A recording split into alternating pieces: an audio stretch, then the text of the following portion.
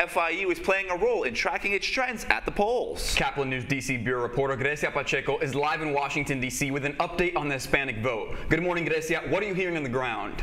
Good morning. The Latino vote is becoming more and more important as this community continues to grow. Yesterday, FIU in D.C. hosted an event where I could speak with political experts from both parties about this community. Let's take a look. The most problematic is that we even get them to register, right? But then they don't turn out to vote.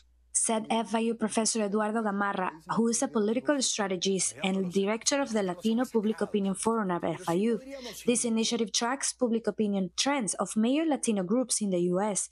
If Latinos turned out to vote, there would be 36 million Latinos who would vote this year. For example, in 2020 election, of the 30 million Latinos registered, only over a half cast their ballots. To better understand this behavior, the FIU Latino Public Opinion Forum will release on November 1st a Latino poll focused on swing states, but Professor Gamarra was able to share some early findings. Latinos tend to like Donald Trump, and women tend to favor the Democrats, tend to identify much more as liberals.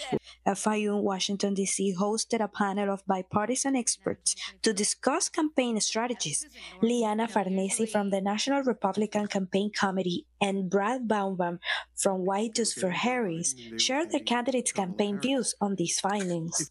You know, I don't think that there has been a real understanding of what is going through the minds of Latin men when it comes to things like strong leadership and what it actually means to a family that has come from someplace else. Pro-faith, pro-family message is going to resonate, especially with Latino women, and it's not something that really, sadly, Kamala Harris can come close to. As the election gets closer, Vice President Kamala Harris and former President Trump joined Univision to speak with undecided Hispanic voters, Trump in Miami and Harris in Nevada.